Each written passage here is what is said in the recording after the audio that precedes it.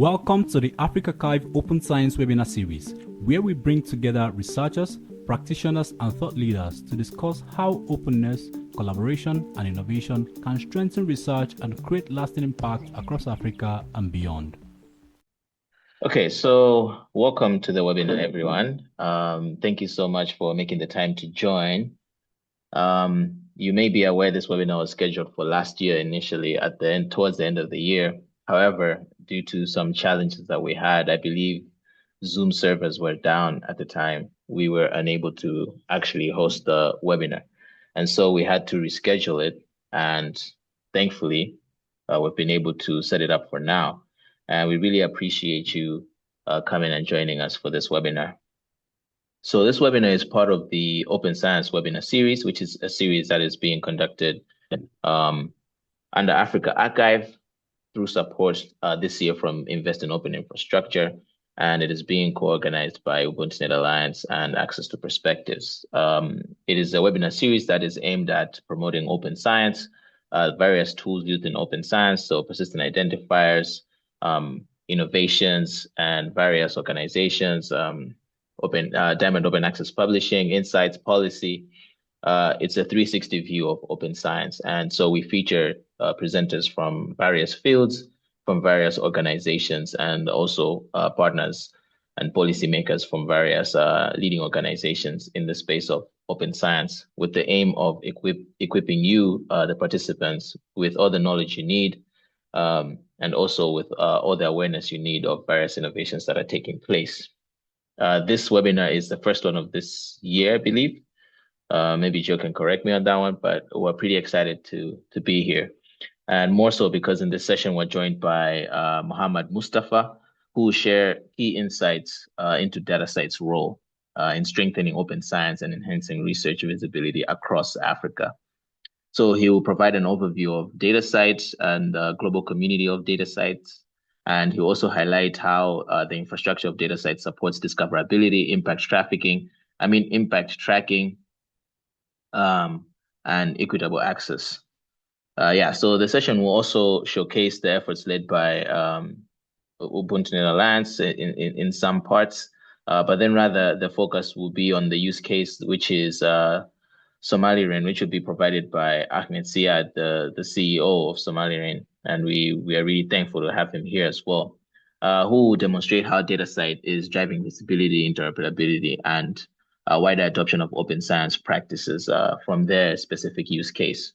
So the webinar will be recorded and it will be shared after this on all our platforms, and I'll be sharing the platforms in the chat as we'll be doing that. I think Joe has already done that, so please just look in the chat.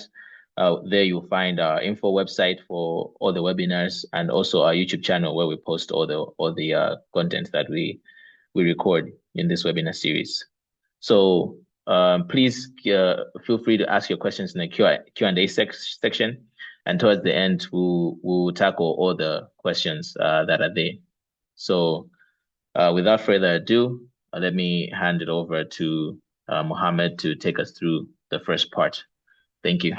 Yeah, thank you so much, Harold, for this introduction, and thanks everyone for joining us today. I'm really happy to be with you, and yeah, let me share my screen. As Harold highlighted, so we are going to give an overview about DataCite, our global community, and how we are supporting various research institutions across the globe, with a focus today on Africa and the use case from Africa as well. But before talking about DataCite and what we do, I really want to start from this diagram that highlights the 2021 UNESCO Recommendation in Open Science. We all know that open science is receiving a huge attention now. Universities, MRENs, research institutions are paying more attention to open science. So they want to support their communities. They want to enable open science on the ground.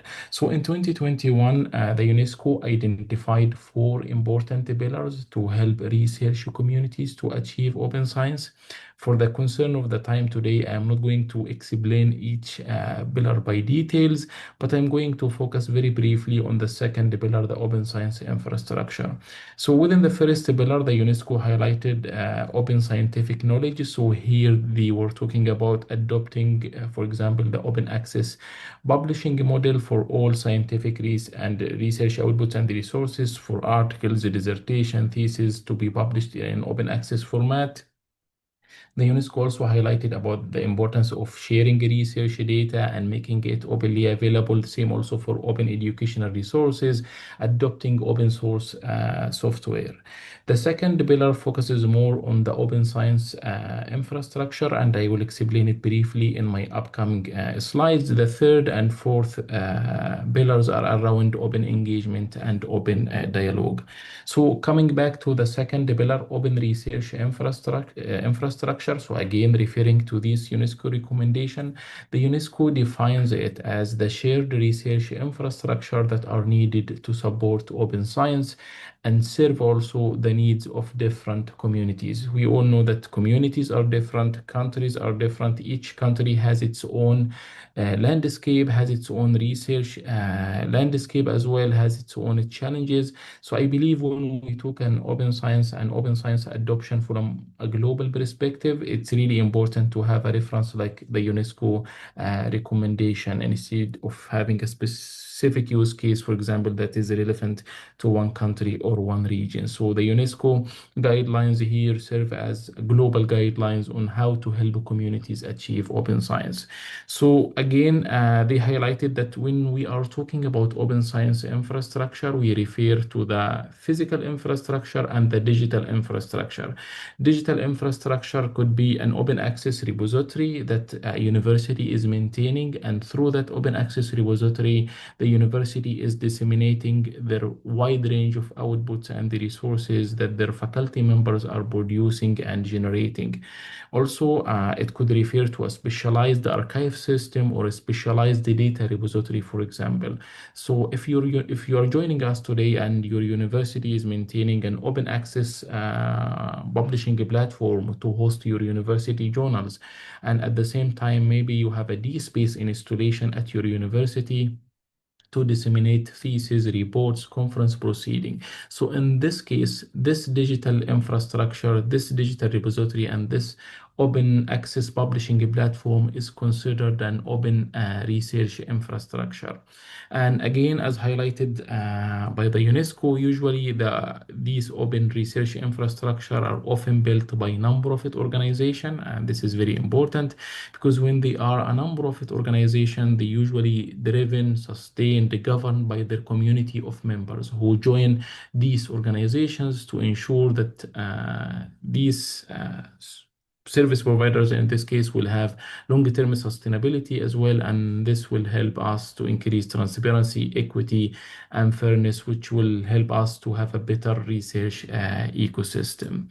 What we see also, and I want to highlight this very briefly, what was published in 2022, this is statement from the UNESCO again, and it was dedicated mainly to open science infrastructure pillar. It's a 6 pages document. I highly recommend everyone to go through it. I added links here if you want to access the document. And again, the UNESCO was talking about the definition of open research infrastructure, different types of open research infrastructure, advising universities and research institutions and policymakers as well to invest in these open infrastructure as well. And what I wanted to highlight was what was mentioned at the first page of this statement, and I quote the following.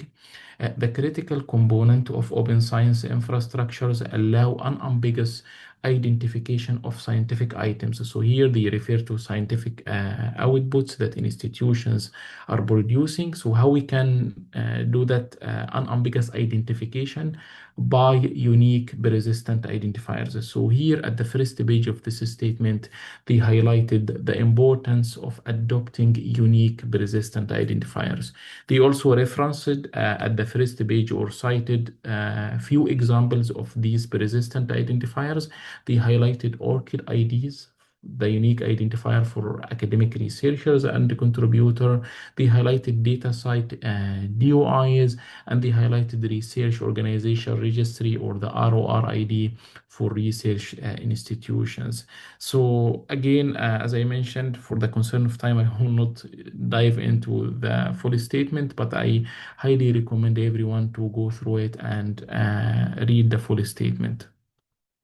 So when we talk about persistent identifier, we usually refer to a unique alphanumerical string. When we click on that, will be redirected to a landing page. That landing page will have a metadata representation about that output. So we have various types of persistent identifiers. What I included here, as you can see, just some examples of these persistent identifiers. We have DOIs that can be assigned for objects such as research outputs and the resources. We have ORCID ID, as I highlighted, a unique identifier for researchers. We have ROR IDs that are unique identifiers for research organizations. So here I included an example of an ROR ID for Positima University in Uganda. So this is the unique identifier for Positima University. And as you can see, the landing page for this identifier has metadata information about this institution. So we can see the name of the institution, we can see the organization type, we can see if there are any acronyms used by this institution. We can see also some other identifiers here. We can see the official website. So this is the unique identifier for Positima University. And I will explain later also. I have a practical, very quick demo that will show you how these ROR IDs can be used and why they are important. Another brief example for a DOI for a research object is again from Positima University, and this is a DOI for a thesis. So this is a thesis that they have produced, and this is the DOI for this publication. So yeah, I thought it would be good to start with this brief introduction about the UNESCO recommendation on open science and the 4 pillars that they identified. And within these 4 pillars, we have the open science infrastructure pillar. And within the open science infrastructure, we have these persistent identifiers that represent a core part of that infrastructure. And as we highlighted, we showed some examples of these bids. So in terms of DataCite, we are a global community of research organizations.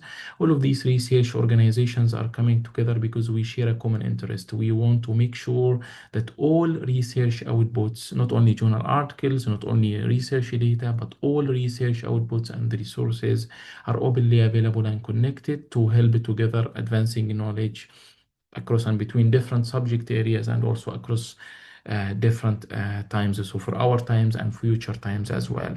And in line with the UNESCO definition, DataCite is also a number of it organization registered in Germany since we started in 2009. So within the current community of DataCite, we have over 1,700 organizations that are part of DataCite community. They are using our services. And when we talk about organizations, we have a wide spectrum of organizations. So we work with universities, national libraries, INRINs, we have research centers, we have museums now will join DataCite to register DOIs for physical collection or physical object. We have members across 69 countries, including many member institutions from Africa, and we have issued over 114 million DOIs so far. And to give you an idea about the resolutions and the usage of DataCite DOIs, in 2025 alone, DataCite DOIs collected over 1 billion resolutions. So this can give you an idea about the usage of our DOIs. In terms of the services that we offer to the community of members, we have an infrastructure to allow them to register DOIs. this unique persistent identifier for research object. But remember, it's not only about registering a DOI, it's not only about the identifier itself. We are more than a DOI registration agency. We give you also the opportunity while registering a DOI to describe your object, your research output with a rich metadata information that will play a key part later in boosting visibility and discoverability. And also, it's not only about getting an identifier for a specific research object, such as journal article, for example.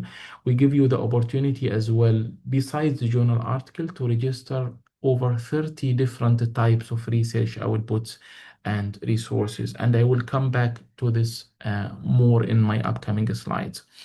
But it's not only also about registering the DOIs with rich metadata information. We want to make it easy for you. So we have these integrated services to integrate the DOI registration within your research workflows, within your existing repositories, within your existing publication systems. This process can smoothly be integrated within your current repository and publication system. And most importantly, what happens after registering the DOI. So we have the discovery point where a lot of discovery engine citation databases will be retrieving your DOI metadata information that you registered with DataCite to boost the discoverability and visibility of your output with the ultimate goal to increase the usability.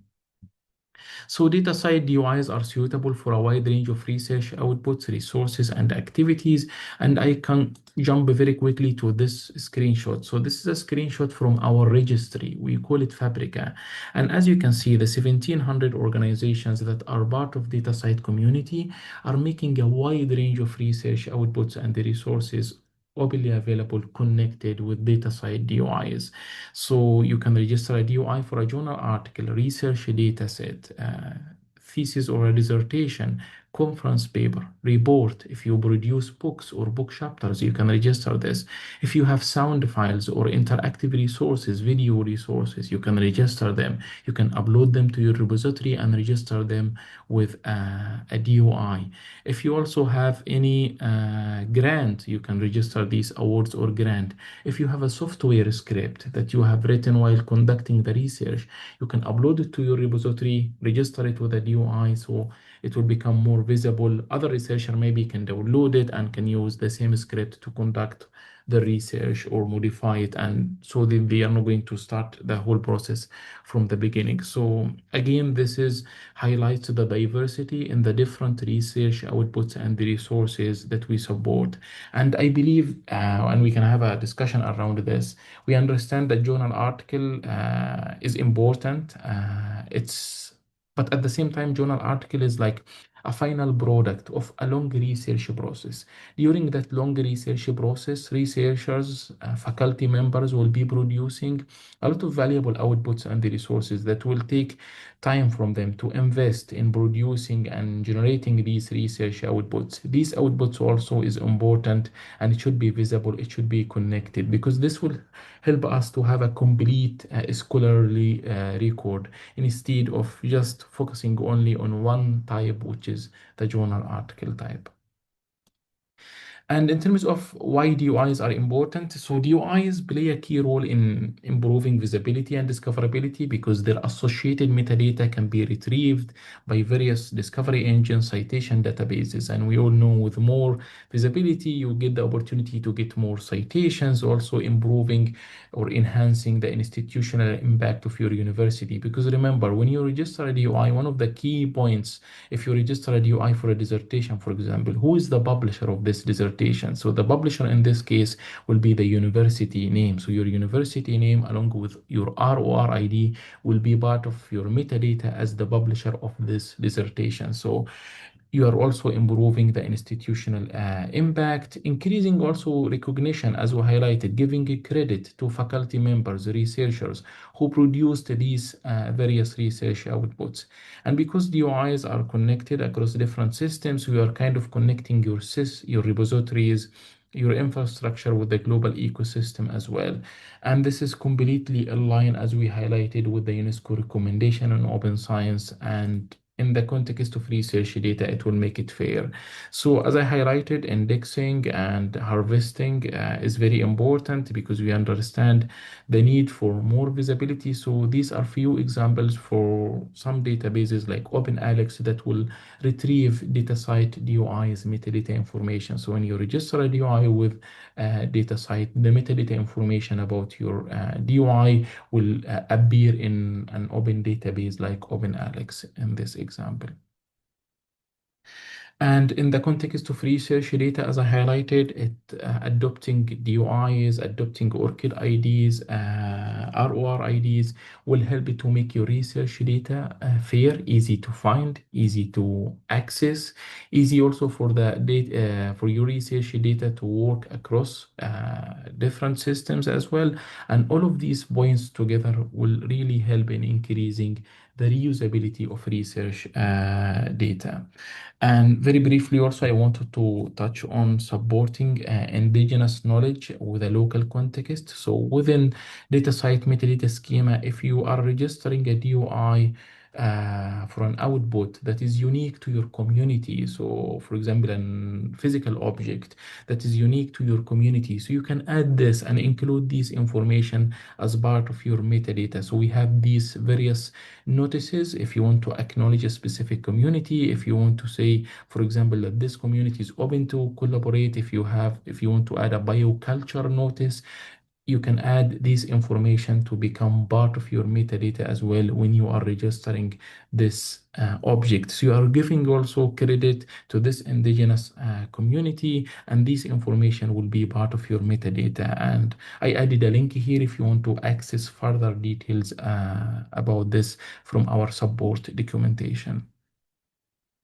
And as I mentioned, we want to make the DOI registration process easy for DataCite members. So we have built that infrastructure, Fabrica. So Fabrica, you can think about it as a one-stop service to create and manage DOIs for your organization. You can access tools and information about your DOIs, the metadata information that you are registering. You can see activities also, like how many DOIs, statistics on your activities, how many DOIs you registered this year, and you can see all of this information, and you have your also organization information there. As I highlighted also at the beginning, we are a membership organization, so we rely on our community of members who support our mission and vision. So we have two different types of membership.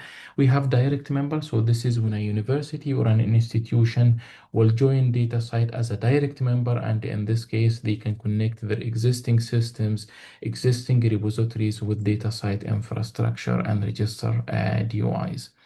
We have another model and the consortium model. So for example, this is an example for the UbuntuNet Alliance consortia that we have. So the consortium model offer a cost-effective model for institutions to benefit from DataCite infrastructure. So instead of each university coming to DataCite alone to adopt and use DOIs, they come together and we have this national organization that will lead the consortium. So the consortia has different advantages, as I highlighted. It increases the adoption rate because when you make something cost effective, more institutions are likely to use the service. If you're also a national level organization, you can enhance and build the trusted national infrastructure and also enable open science at a national level.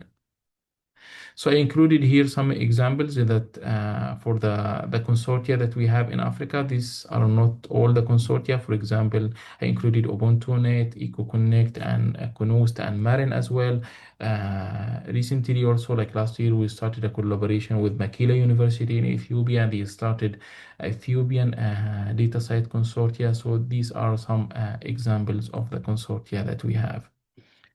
And I know that we have an use case from SomaliREN, which will be interesting to hear, but I included here also a very brief use case for Busutima University, who are participating also in the UbuntuNet DataCite Consortium. So Busutima University has two existing systems. They have a general DSpace repositories where they are publishing a wide range of research outputs and the resources. So They connected that DSpace repository with DataCite infrastructure and registered the DOIs for these outputs. At the same time, also, Positima University had an open journal system platform, OGS platform, to disseminate the university journals. So they connected both systems with DataCite DOIs. And what you see here is DataCite Commons. Commons is an open platform for anyone to access and use. And what we display in Commons is the metadata information about the DOIs that DataCite members are registering. Commons also has an integration with ROR. That's why we are able to retrieve this metadata information about Positima University. This is their unique ROR ID, and we can see the total number of works, citations that these works have received, views, and downloads. And because now these articles, these dissertation, these research data are using DOIs, we are able to track the citations as well, which is really important. And here we can see also the different research outputs and the resources. So we see that they are registering a lot of dissertation, they register also research data, they register text files, they register collections, see information on the licensing, so we can see or we can have access to the various research outputs and the resources that they are registering. And here we are displaying the metadata information about these outputs. And in order to access the output itself, we click on the DOI, and then we will be redirected to the repository web pages at Positima University website. I also included here another example to show you how DOIs, ORCID IDs, and ROR IDs can work together. So this is a DOI for a research object. It's a DOI for this presentation. So this is just a representation of the point that I want to make. So as you may know, we initially planned for this webinar to happen in December. So I went to Zenodo. It's an open access repository, as you may know, and I deposited my presentation here. So I added a short description about my presentation, and I got a DOI also from Zenodo, who is a DataCite member for my presentation. So as you can see, Zenodo will give me the opportunity to add and describe. Mohammed, sorry for Yeah. the interruption. It's great that you showcase this, but we have our own repository. And I need you to share the slides with us so we can upload them to Africa Archive. That they're now already on Zenodo. I don't think also professionally, I don't think it's an issue, because some argue that duplication of submission is a violation of research integrity, which I would not agree with, in other words. But we need the slides to be in the Africa Archive. Yeah, sure. I can share it with you as well to be in Africa Archive. Yeah. But please Yeah. continue explaining. I mean, I would rather for you to explain what you're doing now in Africa Archive in the DSpace repository you're providing, because this is basically diverting our community and users to another system, and we're working hard to convince people to use Africa Archive, and now you're promoting Zenodo instead. No, We I'm have not. used in the past, so it's a bit contradictory. Thanks for the effort, but mission not accomplished. Can you just change your narrative slightly to Yeah. So things? the whole point is when you adopt these various persistent identifiers like ORCID IDs or DOIs or ROR IDs, these different identifiers will help to make your research outputs and the resources openly available. So let me show you what I mean by here. If we click on my ORCID ID here, so this is my ORCID identifiers. So this is a unique identifier for me as a contributor. I created my own ORCID account. So what I can see here is, because I deposited my presentation in this open access repository or in another Africa Archive repository, for example. So if there is an integration between the repository and my ORCID account, what will happen is the metadata information about this object of this output will be pushed to my ORCID record, and it will appear also there. So it will be part of my ORCID record. And again, this is just a small example. So imagine if you applied the same on your existing repositories, existing systems. So you're uploading a lot of theses, a lot of dissertation to these systems and repositories. You started to adopt DOIs. You are adding also the ORCID IDs of your faculty members who are publishing. You are including the ROR IDs of their affiliation as well. So this information will be pushed, and it will appear to within their ORCID record as well. So this is regarding the demo that I wanted to highlight. And yeah, I think this is my last slide. So I wanted to end with this statement from the UNESCO recommendation that open science is not an option to do or not to do. It's our collective responsibility to ensure that knowledge serves all of humanity. Thank you so much.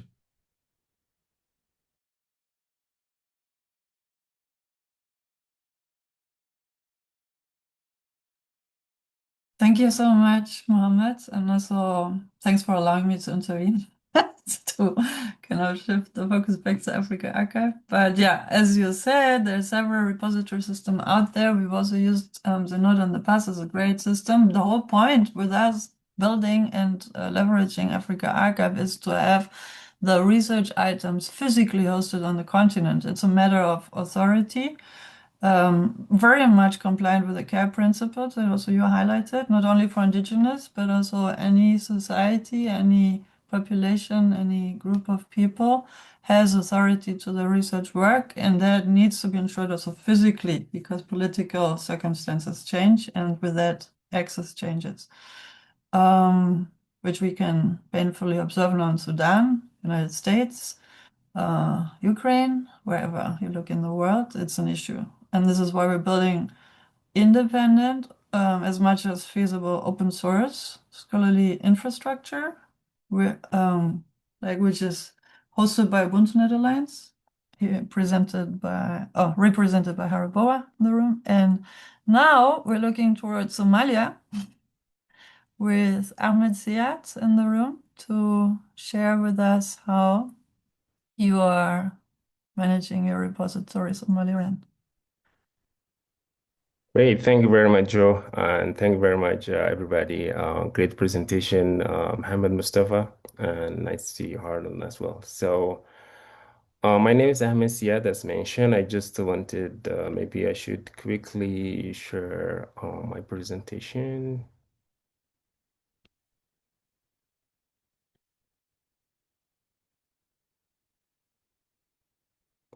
Could you please confirm if you can see my screen? Yes, we can. Okay, thank you very much.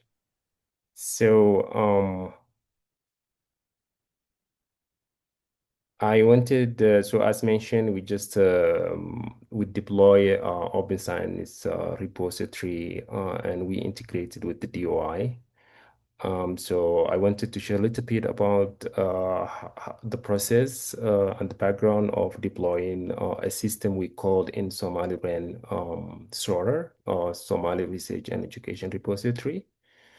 And then where we stand now, or the current status, what lessons we learned throughout the process, and what's next for SORR.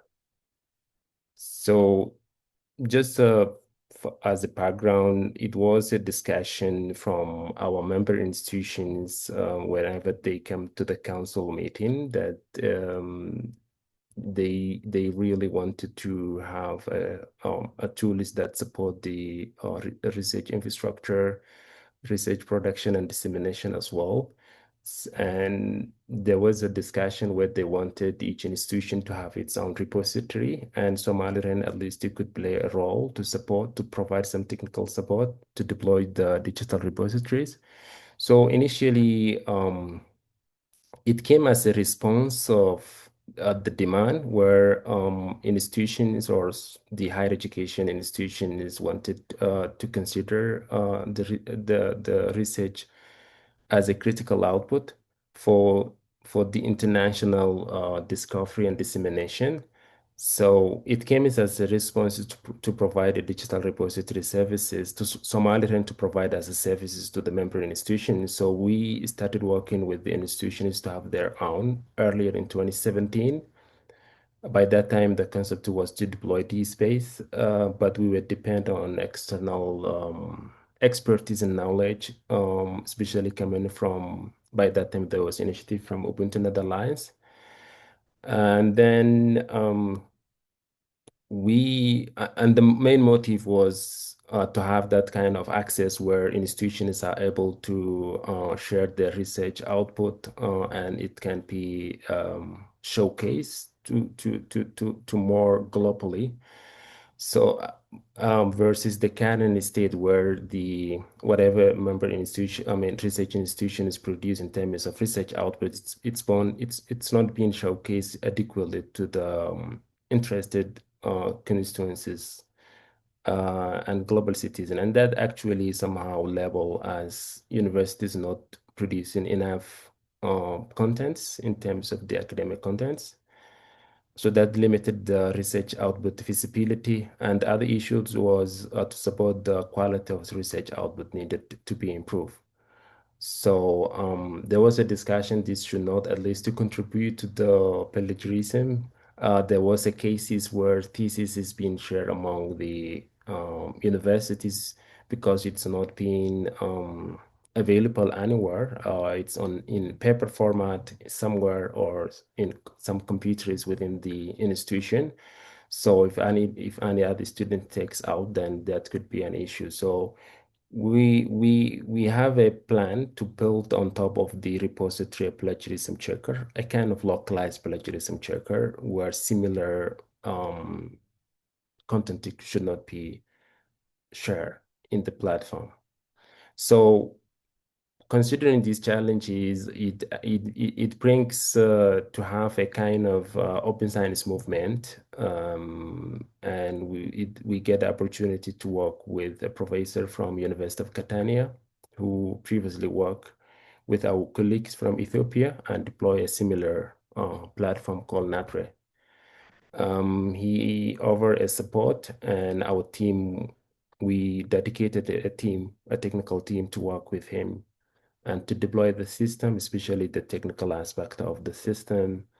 And Ubuntu also provided some support, especially with the DataCite membership consortium. We benefited to use the digital object identifier block for us, so that all research outputs will be tagged with the DOI.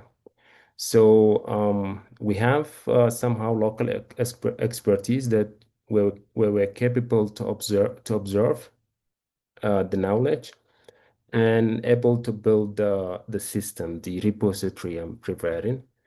Then we engage with, so we take the concept to make the repository more centralized and take somehow a work from the member institutions instead, where they were having challenges in deploying their own single institutional repository, and we make it multi-institutional, and then we give them phases to share their research output.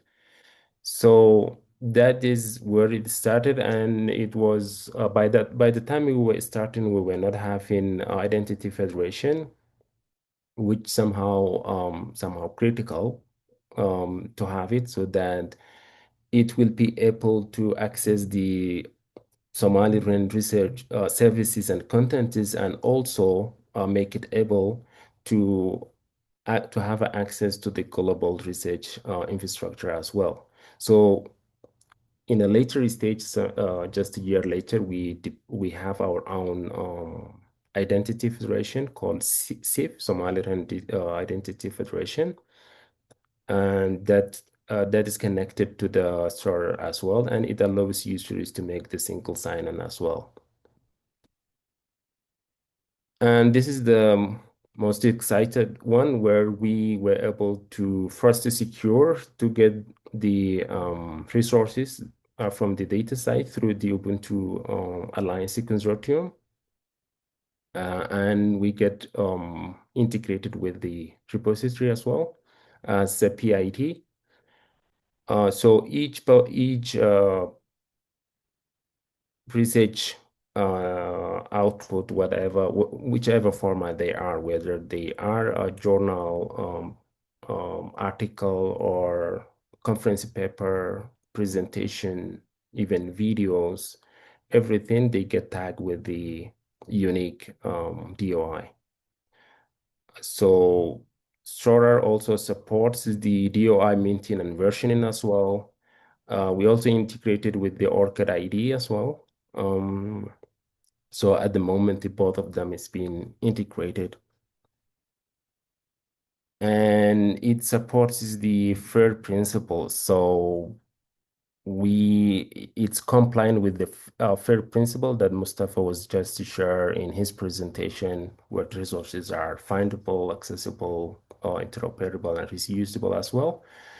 And it's also compliant with the Plan S requirements. So in the early implementation, there was, of course, challenges related to the resources, but we overcome that. We expanded the infrastructure limitations. Later on, there was also technical limitations because of it was based on Invenio, and our team did not have that kind of skills at the moment. But because of the support we get, they actually strengthened their knowledge. They're now comfortable with the platform. So in our case, we're using Invenio. They learn new skills, of course, because of the underlying technology requires a certain set of skills. So we developed that kind of skills, and it's in-house now, and they are able to maintain. Initially, we were using University of Catania Identity Federation to sign in and for users to access. So, but later on, we develop our own. So we have it now, our own identity federation called SAFE. And another challenge was, since we are sharing content is in a public and open access policy, in the meantime, there was a challenge where the country by that time was not having national open science policy. So this was also another challenge, but we developed our open policy, open use of policy for those communities that we are creating accounts to use it. And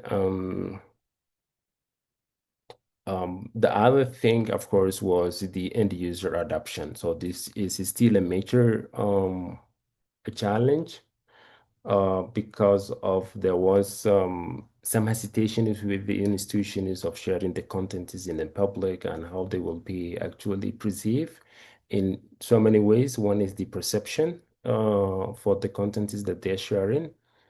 That whoever, since this is public and everybody will be accessing, they were thinking about the quality. This is coming sometimes from the students, is coming from a conference paper. It's not peer reviewed in all the time. So they were a little bit hesitant in terms of the quality, and that will impact on the institution image somehow. So we were trying, adoption was challenge at the beginning, something we're still trying to overcome and scale to have more research, more content is shared on the platform. So SORAR is live since I think 2022. We conducted a couple of workshops as a strategy to scale the platform. One of them, we organize a brief workshop for the head of the institutions, the vice chancellors and rectors, but we get at least some number, and we make a presentation, and also we conducted a couple of workshops for the technical team, university directors, librarians, and so on.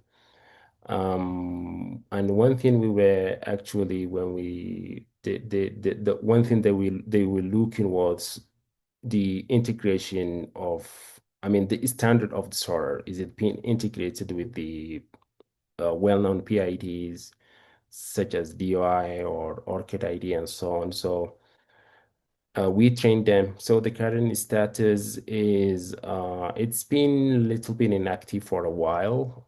I mean, not the system is live, but the intake of data was not that much high for the last couple of months due to some the engagement was a little bit low, but we trying to accelerate that for the year 2026. We just finished our annual council meeting this year in Feb, and this was one of the priority areas in 2026. So we created more than 15 communities under the centralized repositories ROR. And there is also a lot of researchers that have their own accounts who are able to share contents as well. So this is the current instance, and there are hundreds of different publications in different formats that are being published on the platform now. They include some peer-reviewed journal that has been shared. They include conference papers, presentations, videos, different languages as well. So we have so many contents at the moment. I mean, it's not that much money, but at least we have something in different formats, and it supports as well. In terms of the architecture, Storer has been configured and deployed in the beginning to replicate the already existing similar platform used by institute under the University of Catania called INFN repository. It adopts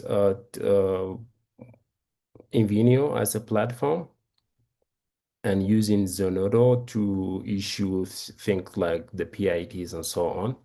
So it's supporting, as I mentioned, the DOI maintain and versioning. We're using DataCite DOI. And as mentioned, it's compliant with the first principles as well in terms of the architecture. So lessons we learn, of course, technical feasibility in terms of the project in the planning stage. Of course, it was a challenge. And when it comes to the research quality and output, all of that, it's concern for the member institutions research institutions, I could say, who are supposed to share the contents. They think about they might overthinking the contents instead of just being open to share the content. So plagiarism is something that we were having a little bit of concern in the earlier stage, but we had also the way it's been perceived, the platform, they might thought our communities initially that this is somehow facilitating the plagiarism, but that is the way they think, and it's not the way it's been designed. So with the innovation coming with the AI, even progressing now, we were thinking to build local plagiarism checker on top of the platform. It's a centralized. So for the centralization, we overcome the challenge of institutions having to have the system in their local. They might have some challenges in terms of the operation, in terms of implementation, and in terms of the maintenance. So if we centralize them and take the burden somehow, and work with their communities to scale the platform. So for the next, we have a couple of strategies that's been discussed already with the interested communities. One of them is to make SORA as part of the graduation thesis and conference organization workflow as a requirement. And they should accept that will increase the output content. Also, in terms of the strategies is to develop policies for enhancing the quantity and quality as well of the publications within the SORA database. We're working with the government, especially the ministries related to work the National Open Science Policy. There is some progress now, so we're having engagement with them, and we wanted to have that open science policy in force. In terms of the open access and open data, we wanted to champion that, and sorry to be the case study to push. So that should be through conferences, through showcasing, and the benefits of this platform. Sorry. And finally, of course, the preparation of extensive resources based on developments or a partnership. So we already have partnership with certain universities that support with that has been working with us. We're now working with African Archive, Ubuntu, DataCite also have an engagement. So this kind of engagement to scale will accelerate this sort of uptake. Yeah, so I would like to stop here and thank everybody. So this was a support, of course, that we get in kind, and we always we always intend or ready to offer similar to any other institution interested to deploy similar platforms, especially the other entrants and other research institutions as well. Yeah, that's all from me, and back to you. Thank you so much, Ahmed, and also thank you so much, Mohamad, for your presentations, your detailed presentations. We have a couple of questions in the Q&A. First from Thomas Songu, who says, "How can an organization become a member?" And I think Mohamad, you may touch on that, not only through the consortium, but also like maybe direct memberships and the other tiers that are there. And also, what are the costs associated with membership? Yeah, thanks, Harold. So I will put a link in the chat. So let me put that link. So the link that I just added at the chat now is a membership inquiry. So if you are listening to us today and whether you are interested to explore if joining a consortium like the UbuntuNet Alliance consortium, or if you wish to obtain a direct membership for your institution, you just fill in this membership inquiry form, and then what will happen is we are going to review the form, and then we'll schedule a membership conversation, because we believe like having a conversation is very important to listen to your feedback, know more about your needs, what is the current status of your university, how many systems you have. If you are also a national level organization, we want to hear from you also about the landscape at your country. And then based on that, we can work together to find a route to support you and support your needs as well, whether through a direct membership or a consortium membership. And each one has its own fee structure. So this is something that we also can explore further during this discussion and conversation. Thank you so much. I think that can be used as shared by Mohamad. We've had a hand for a while. But wait, can we add the cost sheet? Mohamad, can you say something about the cost? Yeah, so the cost is different from direct membership to consortium. I can add a link to also, should I add a link also to the fee cost? Would it work? Yes, of course. Yeah, okay. Thank you for that, Joe. We have we have two hands. I'm just also being cautious of time. One that has been up for a while from Galefele, big man. Go ahead, Galefele. If you can just unmute. I assume that hand might be up by mistake, but I might be wrong. No, please go ahead. Mute it now.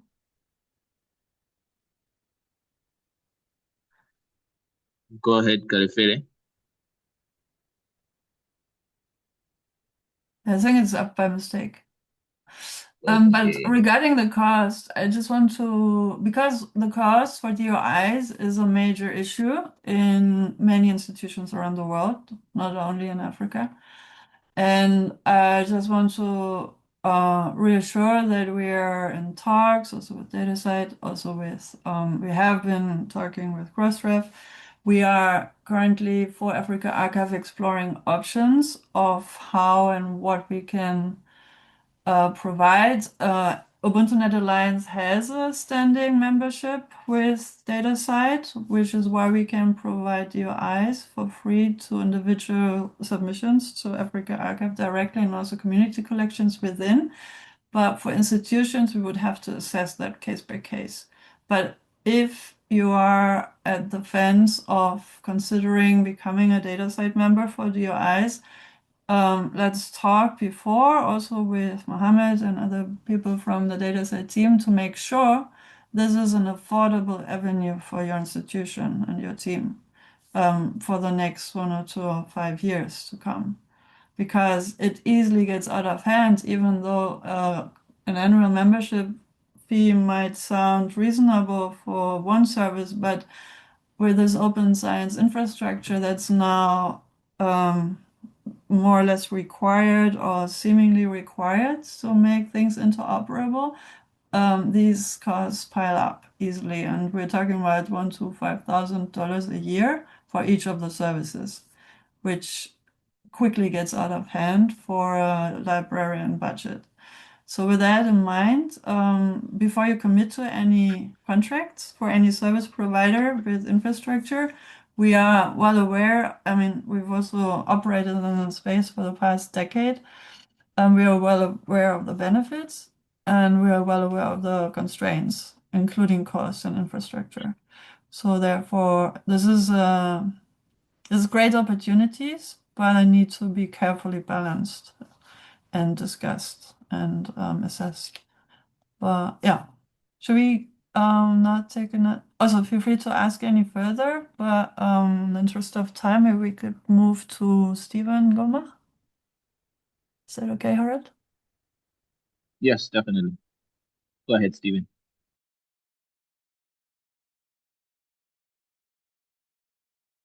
Stephen, your arm is up. Just unmute.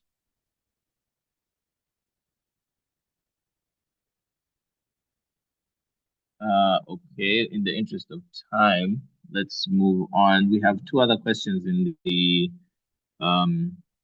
Q&A from Dakleweni.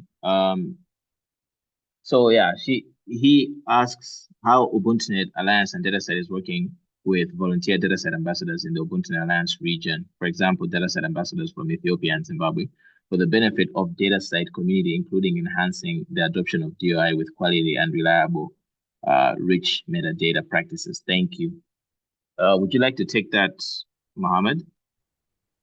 Yeah, sure.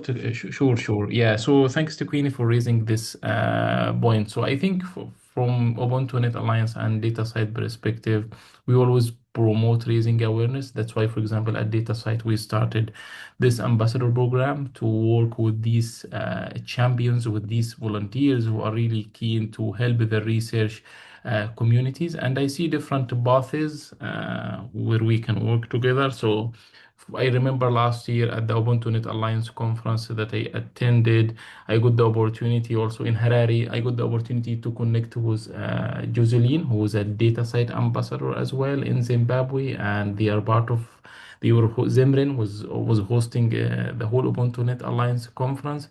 So yeah, I think there is a path for collaboration, and it happened last year in this example was Jocelyn attending the UbuntuNet annual conference. So there is always a possibility for collaboration. I don't know, Harold, do you want to add anything from UbuntuNet side?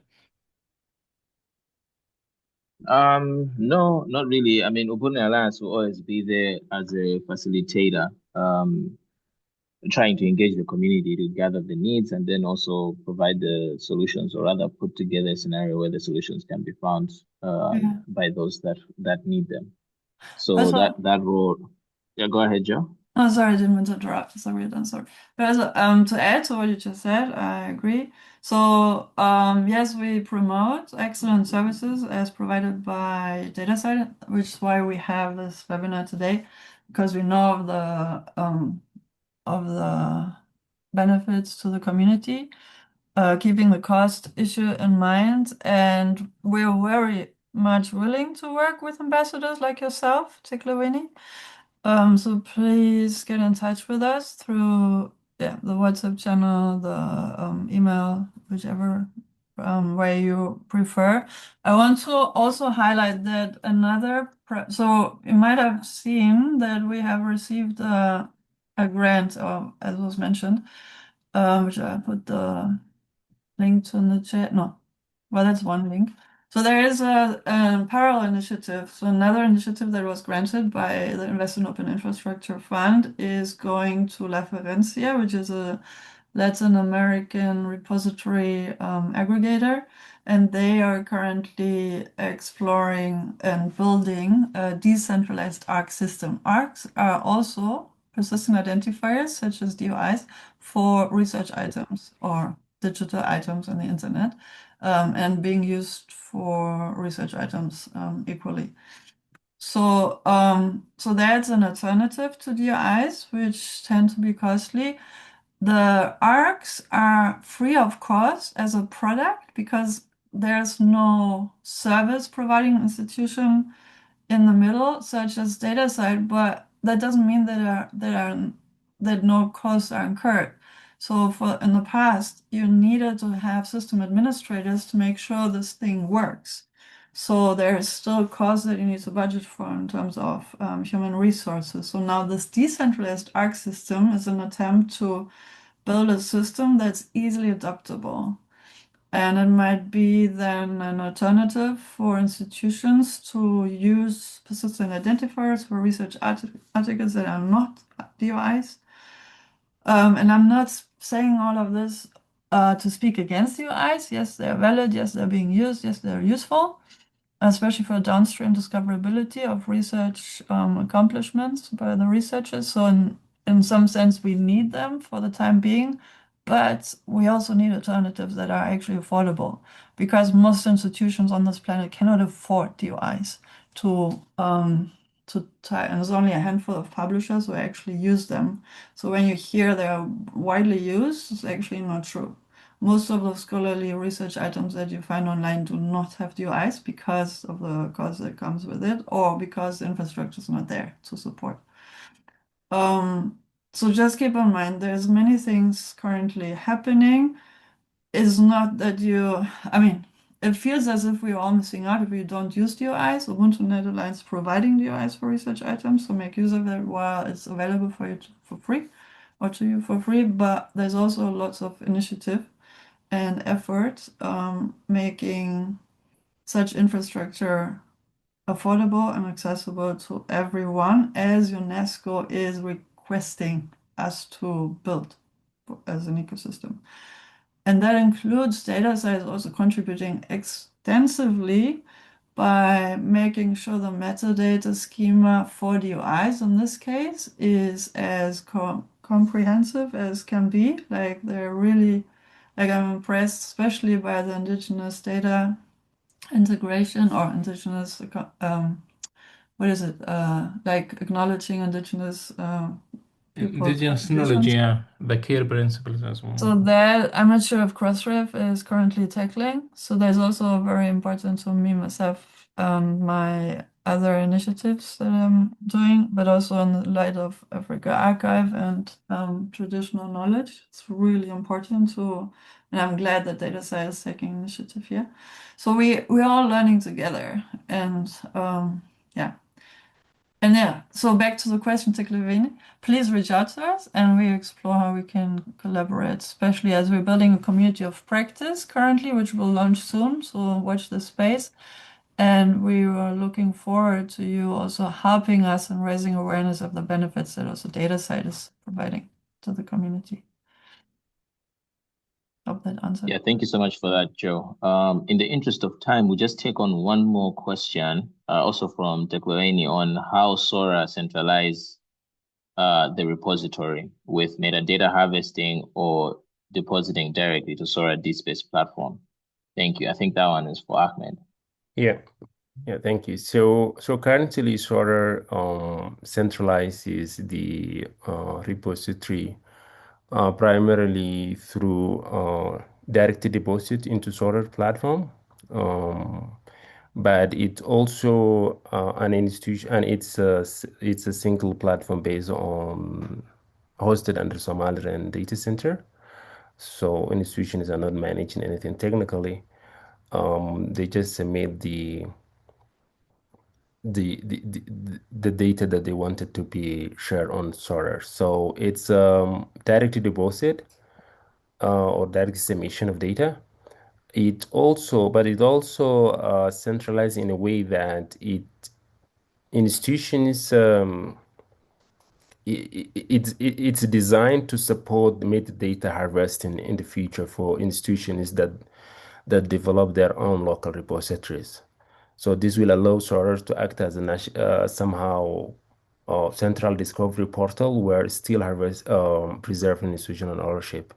At the moment, it's also we are also harvesting with the external repositories.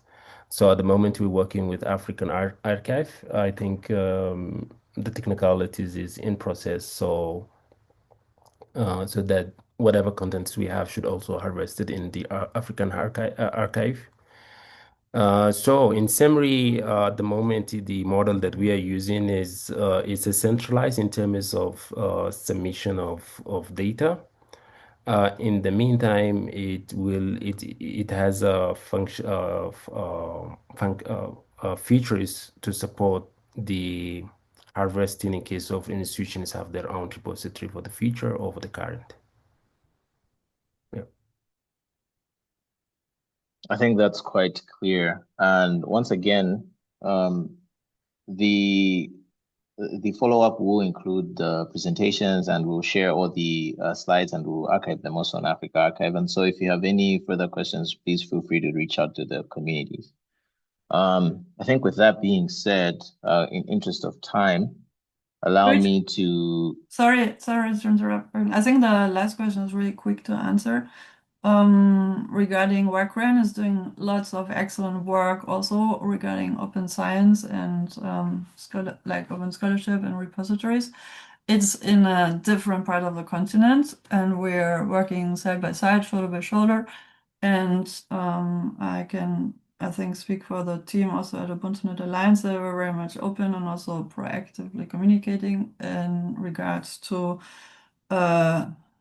how to say that, like to see how we can integrate the systems with each other to enhance discoverability of the research items on and across the continent. That's all I wanted to say. But Thomas, also feel free to get in touch if you have any suggestions how we can further enhance that. And I will also put the link to LibSense in the chat, which is an initiative for WorkREN on open science, especially targeting librarians. And they have massive resources, also a repository called Baobab. And again, we are looking to integrate the services with each other downstream in time as we are optimizing and leveraging the services. Thank you so much for that, Joe. So please feel free to share your reflections, any further questions that you may have, or any feedback through our email that was shared by Joe, I'm sure, in the chat, and also through our various WhatsApp channels. We'll share all the links to that following this webinar as well. Upcoming sessions will also be featured in on the Info at Africa archive page, which was also shared by Joe. And once again, the webinar series is co-organized by UbuntuNet Alliance and Access to Perspectives, and it's supported by Invest in Open Infrastructure. And we look forward to welcoming you again in future webinars. Thank you so much for joining, and look out for the recordings and the follow-ups. And thank you so much, Mohamad, and also Ahmed and Joe, for your contributions. Thank you all. Thanks for your moderation. Thank you.